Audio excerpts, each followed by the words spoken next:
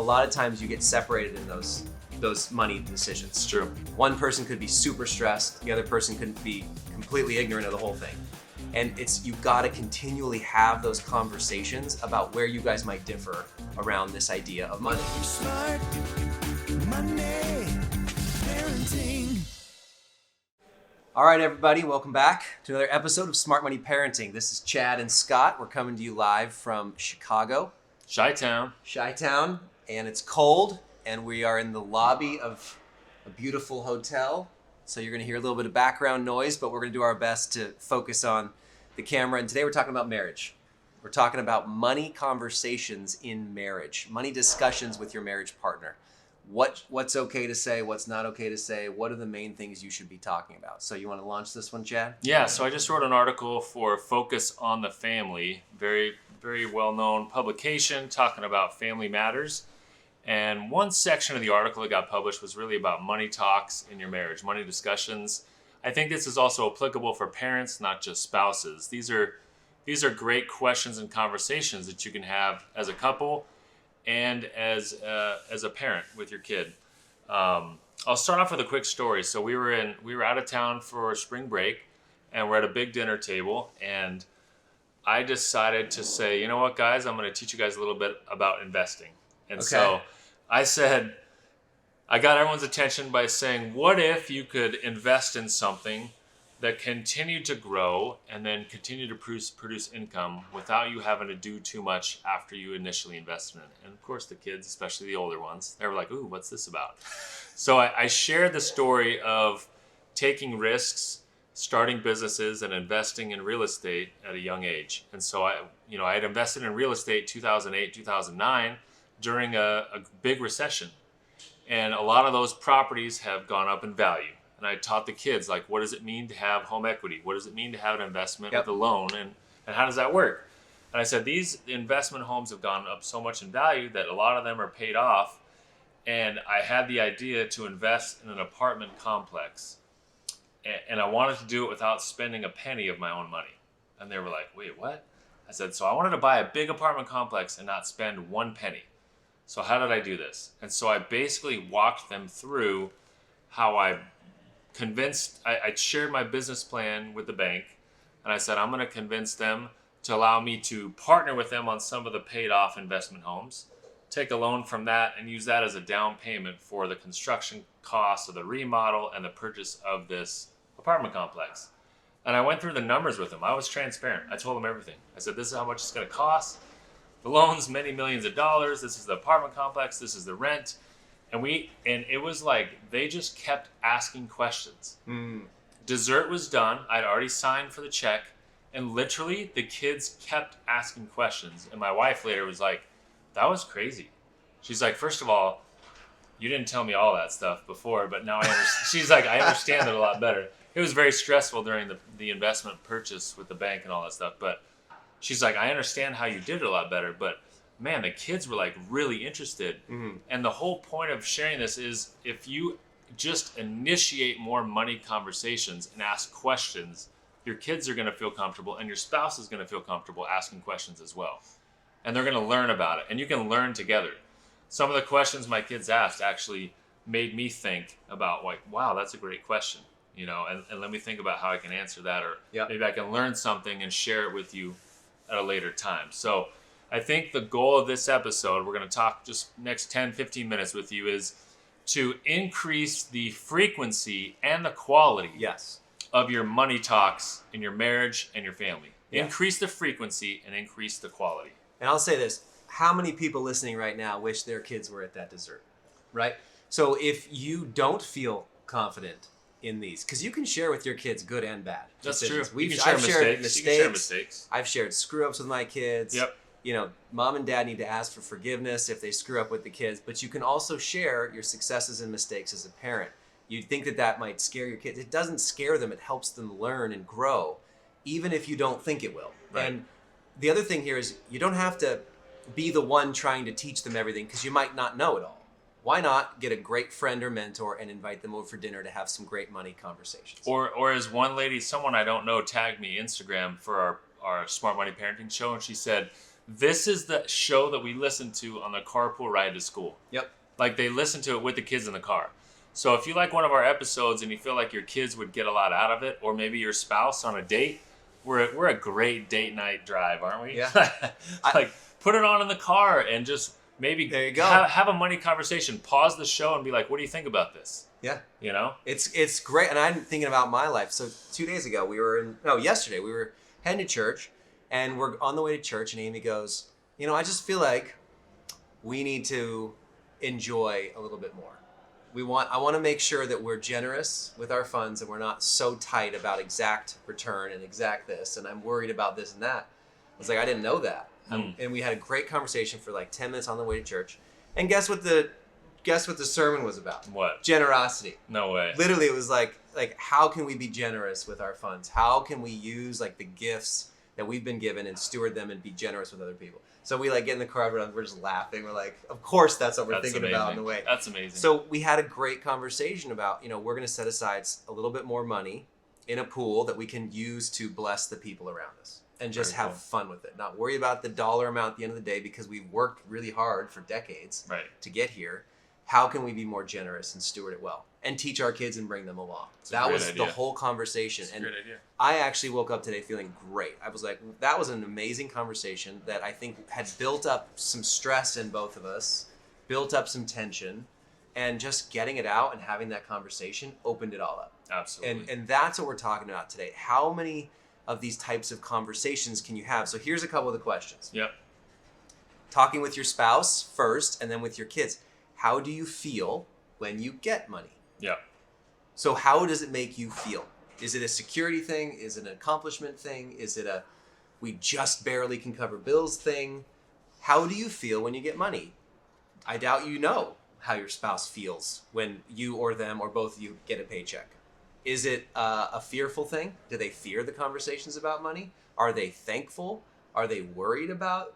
Whenever they think about money, do they get worried about it? Yeah. Some people have that. It's true. Have these conversations. How do you feel when you get money? What excites you about money? Right? Have you guys had these conversations? Yeah, I think that's a good one, especially for asking your kids. But like, how does it feel to get money? Oftentimes we would ask like, what's the first thing you want to do when you get money? And some kids would say, I want to go buy whatever toy or whatever gadget or whatever thing it is that's on my list that I've been wanting to get, but I didn't have money for. Others, you can tell those are the extreme savers. It's like, I want to rush to put it in my bank account, or I want to rush to put it in my piggy bank because I just want to see that number grow. And so having these conversations, I think, asking simple questions. So in this article, I just listed probably, 7 or 8 questions that you can use in a money conversation, money talk. Ooh, right? I like this one. What does your family think about money? Yeah, your family. I've learned more about my wife by learning what she says about her family growing up. That's good. How her parents viewed money and how my parents viewed money, and it was completely different. Polar opposites. Well, if you're a family that celebrates Christmas, I can tell you you've had these conversations because everyone thinks, like every spouse thinks very differently about how Christmas should be based on how you were raised. Some families it's like, we got to have tons of gifts under the tree, and other families are going to keep it real simple. We don't want to spoil them. 3 each. We're not going to spoil them. We're going to give them 2 to 3 gifts each, or we're going to give it all away, or we're going to give them socks and underwear for Christmas, or no, we're going to give them the iPad. So it's like everyone's different, and that comes out based on your backgrounds when you're having these conversations and asking these questions. I learned so much because I come from an entrepreneurial family versus Amy, who comes from like engineering, same paycheck, turn into cash. Like my parents are very smart, very wise, very routine frugal, based, very routine. And it really helped me understand how she thinks about our bills, how she thinks about budgeting, how she thinks about like what safety and security looks like with money. The more we talk, the more I learn. I feel like we've been married for 11 years and I still learn more when we talk about that. Right. So we just open it up and keep asking these types of questions, especially husbands. We forget half the time. Like we'll learn something and then we forget it. And so having constant conversation actually connects you more and more as a couple. I think a question you might ask your spouse is there anything that we're doing as a family that worries you a lot financially? I think that's a question that you can't ask it too frequently. Like if you ask that once a month, hey, is there anything going on financially that worries you? In meeting with couples in my business, there's a lot of times where maybe one of the spouses watches the news a lot. Yeah. And they see the world crumbling and everything on the news is scary. And Fear-based. it's like, it's totally fear-based. Scarcity. And they're like, I just feel like we're in a bad situation, or we don't have enough, or we're going to run out of money, or, the business could disappear any moment. And it's because they've been feeding that fear mentality. And so if you don't address that at some point, it's just going to keep spiraling down into this black hole. It boils. You know Absolutely. what I mean? So having that maybe it's like, here are the questions I ask once a month in money talks with my spouse. We're going to talk about, are there any big purchases coming up? What financial goals do we have for the next quarter? Are there any things that we've been saving up money for that we're excited about? Yep. Is there a trip coming up that we want to plan for? Is there a big expense, like we need to replace the water heater or something like that? Like, these are things to just, if you don't surface it, it's going to boil up in one of the partners and you're going to have issues. Do you have any concerns about my approach to spending, saving, or investing? That is critical, especially in families where maybe one of the partners is working a lot and making a lot of the money decisions and the other one's not. Right. You have to consistently update and communicate through things and talk through them. I think one thing that you guys don't realize, if you're listening to this, the best marriages we know, both the person who is making the decision, often the most trusted confidant is the spouse, is the partner. My wife has more intuition than I've ever seen. She knows me better than anybody on the planet. She has this incredible read on people and things. And the more I can tap into that and learn from her, the more united we are and the more confident I am. Like, that really You guys helps. are aligned when you're communicating more. That's right. That's right. Yeah. Where do you think we differ the most around money? Is such a critical thing to remember. I think when things get stressful, when you're tight on budget, or you're making hard decisions, or you're working really hard, or kids are going through crazy times, a lot of times you get separated in those money decisions. It's true. One person could be super stressed, the other person could be completely ignorant of the whole thing. And you've got to continually have those conversations about where you guys might differ around this idea of money. Like, for us, it was the generosity piece. I didn't know she was even thinking about that. Right. I'm really thankful she brought it up. And it's really critical for partners, especially if you want to have a long-term relationship with someone, to consistently have these conversations. Yeah, in fact, in the newsletter I sent out recently, I posed that thought that was basically, it's very normal for couples to disagree about money stuff. It's actually very normal. Like, there's no way that you're going to come from totally different backgrounds and just have this magically aligned viewpoint on how to do money decisions, like as a family. It's just not going to happen.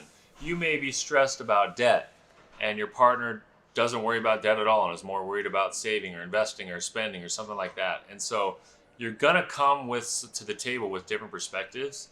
But if you have a shared family outcome, if you have goals together that can help bring you together, there's going to be some compromises. You're going to work through these, as we talked about in the last episode, healthy struggles together as a couple.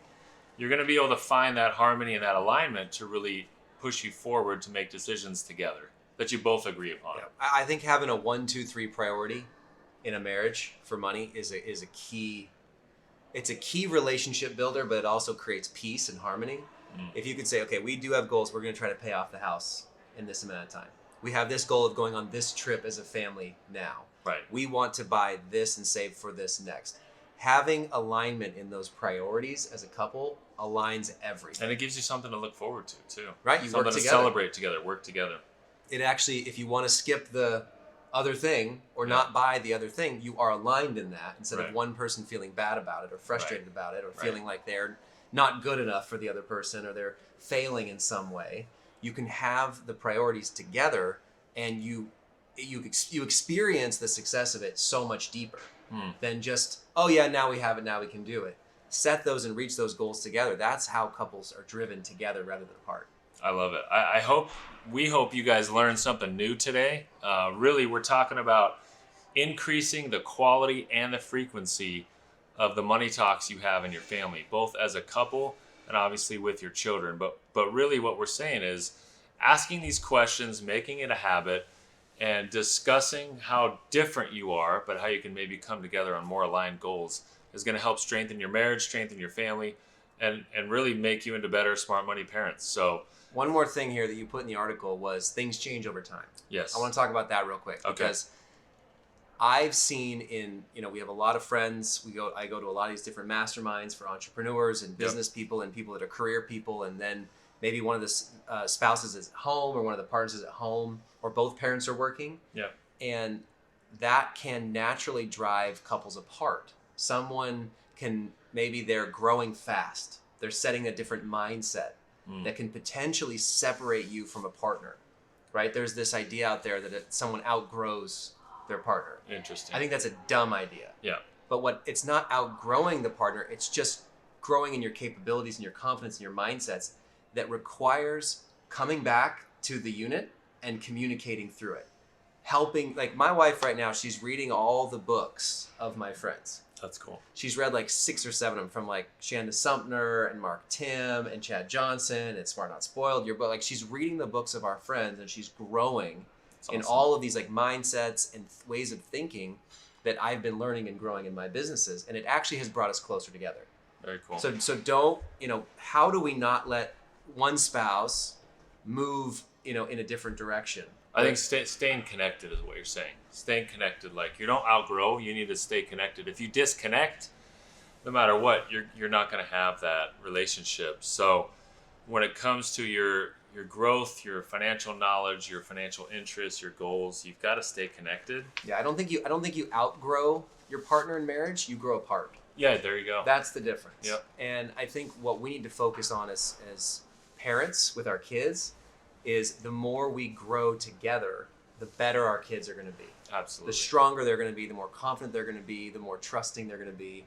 This is for the health of way more than just your marriage. It's for your entire family and the legacy you're leaving for your kids and your grandkids for generations. Yeah, you're going to pass on a lot more than money when it comes to the next generation. It's really going to be about communication and values and what you do together as a family, how frequently you're staying connected. So this is what we're talking about at the Smart Money Parenting Show, and we hope you're getting a lot of value out of this. We hope you would follow this show if you haven't already, but share it.